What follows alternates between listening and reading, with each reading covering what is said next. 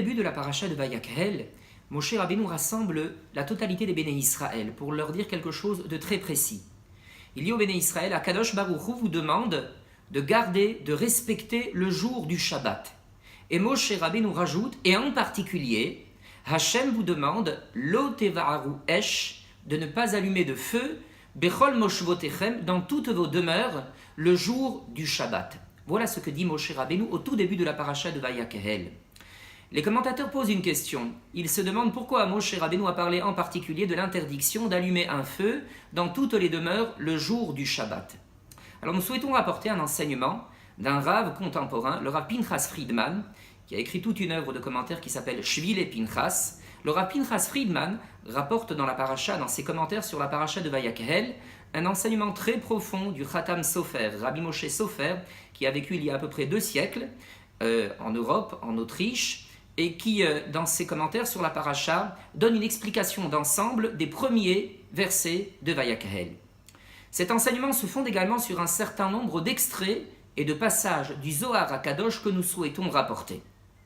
Le Zohar HaKadosh nous enseigne, dans les Tikkunim, les Tikkuné Zohar, au Tikkun numéro 48, le Zohar nous dit « Zaka'a ihu » combien est méritant l'homme qui est capable de garder sa demeure.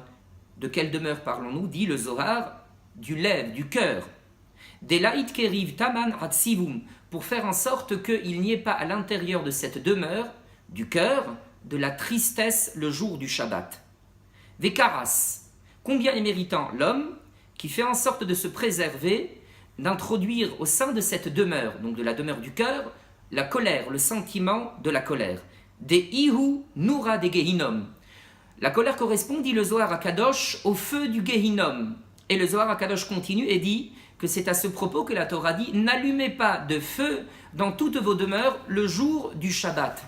De quel feu parlons-nous? Du feu de la discorde, du feu de la querelle, du feu de la colère, dit le Zohar HaKadosh. Des kolman des karis, tout individu qui se met en colère, Ke'ilu okid noura de Gehinom. C'est comme si, dit le Zohar HaKadosh, c'est comme s'il allumait le feu du Gehinom. Voilà quelle est l'interprétation que le Zohar HaKadosh donne de ce pasouk, de ce verset de la paracha de Vayakhel. Mais il y a une question, une interrogation qui vient immédiatement. Pourquoi le Zohar HaKadosh se focalise-t-il sur le jour du Shabbat? Pourquoi le Zohar HaKadosh parle de l'interdiction de se mettre en colère spécifiquement le jour du Shabbat? Il y a des passages dans le Zohar qui insistent sur la gravité de se mettre en colère tout court, pas seulement le jour du Shabbat. C'est d'ailleurs un passage qu'il faut avoir entendu, un passage qu'il faut avoir lu.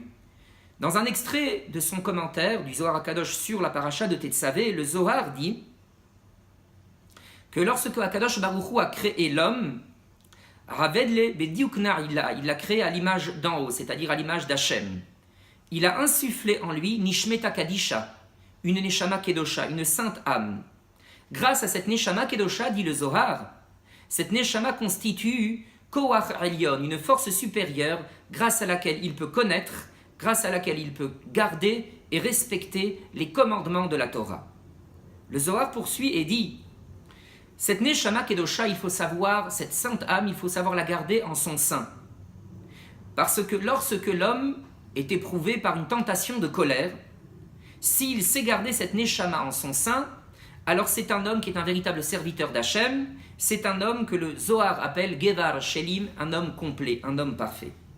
Et le Zohar enchaîne en disant, mais si ce Ben Adam, si cet être humain, la natir-là, ne sait pas littéralement garder en son sein cette Neshama Kedosha, cette sainte âme, au moment de la tentation de la colère, que se passe-t-il?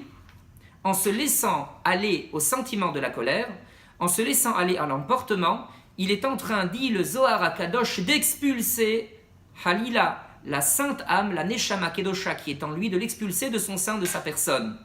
Et en son lieu et place, il fait régner un esprit d'impureté. Le Zohar continue et dit que ce type de comportement est assimilé à l'idolâtrie. Et le Zohar utilise des mots très forts.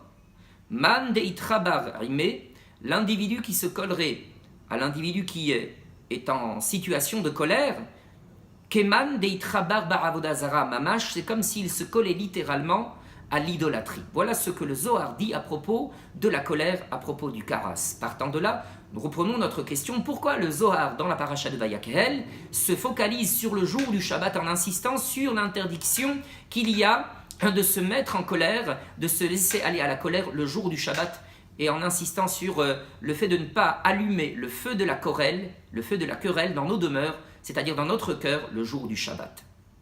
Le Khatam Sofer répond à cette question en donnant une explication d'ensemble de du début de la paracha. Le Khatam Sofer explique en fait que l'intention du Zohar ne consiste pas à minimiser la gravité de la colère. L'intention du Zohar consiste plutôt à nous faire comprendre, à nous faire prendre conscience du fait que la colère, le jour du Shabbat est capable de détruire la beracha, la bénédiction que Akadosh Baruch Hu nous dispense et nous octroie le 7e jour de la semaine, le jour du Shabbat. Et il rapporte à cet effet un très beau texte du Zohar, encore un autre extrait, dans lequel le Zohar dit avec beaucoup de verve, beaucoup d'éloquence. Kal birkan dele'ela vediltata. Toutes les bénédictions d'en haut et les bénédictions d'en bas. Beyoma shevi'a talian. Elles dépendent toutes du 7e jour. Ce que l'on appelle les bénédictions d'en haut, ce sont les bénédictions spirituelles. L'intelligence, la chokhma. Les bénédictions d'en bas, ce sont les bénédictions matérielles. Toutes les bénédictions que nous attendons d'Hachem, elles dépendent, dit le Zohar, du jour du Shabbat, en vertu du fait qu'il est écrit « Vaivarech Elokim et Yom HaSheviri, Akadosh Baruch Hu a béni le 7e jour, le jour du Shabbat ».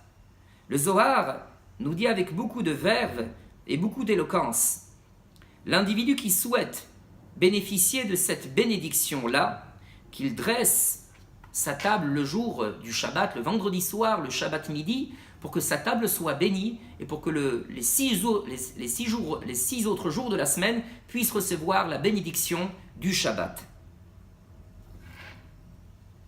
Le Khatam Sofer nous explique que cette bénédiction extraordinaire que Akadosh Baruch Hu octroie le jour du Shabbat, c'est une bénédiction qui a impérativement besoin de ce que l'on appelle en hébreu un keli kiboul, un réceptacle capable de recueillir cette bénédiction.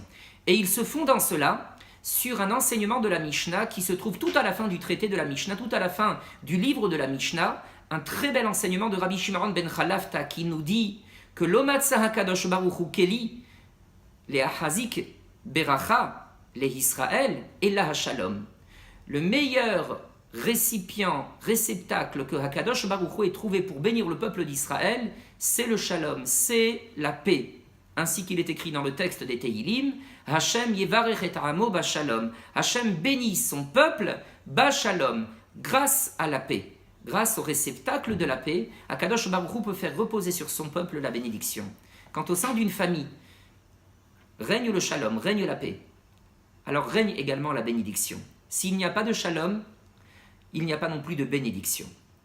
Le shalom est donc une condition sine qua non pour que Akadosh Baruch Hu puisse octroyer la beracha.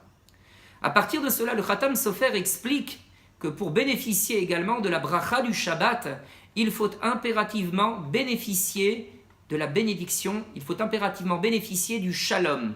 Il faut impérativement créer une atmosphère de paix, de sérénité, grâce à laquelle on crée le réceptacle nécessaire pour recueillir la bracha du Shabbat, la bracha qui nous servira durant toute la semaine, qui s'écoulera par la suite. Il y a un très beau texte du Zohar qui dit effectivement que lorsque Akadosh Baruch Hu octroie la bénédiction, la beracha, le jour du Shabbat, par la même occasion, il crée également les conditions de création de ce réceptacle, le réceptacle du Shalom.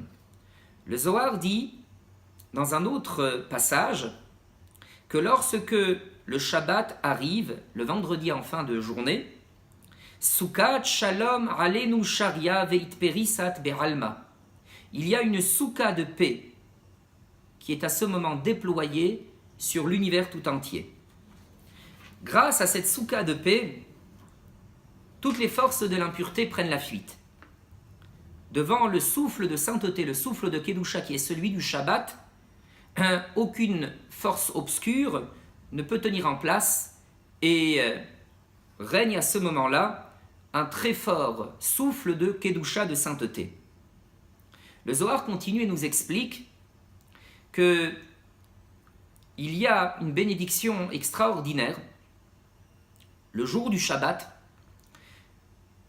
Nous n'avons plus besoin, dit le Zohar, de demander à Kadosh Baruch Hu de prier pour bénéficier d'une protection.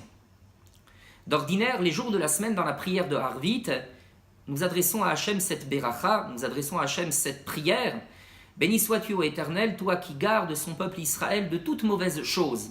Mais dit le Zohar, le vendredi soir, puisque Dieu déploie cette soukha de paix, cette soukha de shalom, cette soukha de paix et de shalom fonctionne comme une sorte de dôme de fer qui protège le peuple d'Israël, qui protège l'univers de toute mauvaise chose.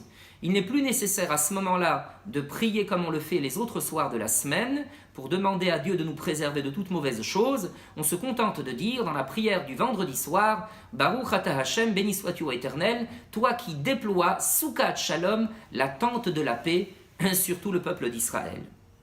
Le Khatam Sofer explique par voie de conséquence le sens qu'il faut donner au début de la paracha de Vayakhel. Moshe Rabbeinu qui rassemble le peuple d'Israël et qui leur dit gardez le jour du Shabbat, faites en sorte de respecter le jour du Shabbat. Moshe Rabbeinu veut dire au peuple d'Israël, sachez qu'en ce jour, Hachem vous octroie une beracha, une bénédiction extraordinaire, une bénédiction hors du commun. Dans le même temps, faites en sorte de ne pas faire régner, faites en sorte que n'éclate pas en votre sein, dans vos demeures, la querelle, la colère. Parce que si, halila, une telle atmosphère devait être créée le jour du Shabbat, automatiquement, les Béné Israël perdraient les conditions d'octroi de la beracha. S'il n'y a pas de shalom, il n'y a pas non plus de keli, de récipient pour recueillir la beracha d'Hachem, la bénédiction qu'Hachem octroie le jour du Shabbat. Voilà ce que Moshe Rabbeinu voulait dire au peuple d'Israël. Voilà l'explication que donne le Khatam Sofer et qui nous permet de saisir la raison pour laquelle c'est cette interdiction qui a été mise en valeur, celle de ne pas allumer le feu de la querelle, le feu de la colère, le jour du Shabbat. On souhaite terminer notre propos en insistant sur le fait que nos Chachamim insistent dans le Talmud, au traité Gittin, sur le fait que les heures qui précèdent immédiatement le Shabbat sont des heures durant lesquelles le Satan réunit tous les efforts nécessaires pour faire capoter cette atmosphère de Kedusha, cette atmosphère de sainteté, pour faire en sorte que la querelle puisse régner, que la querelle puisse éclater.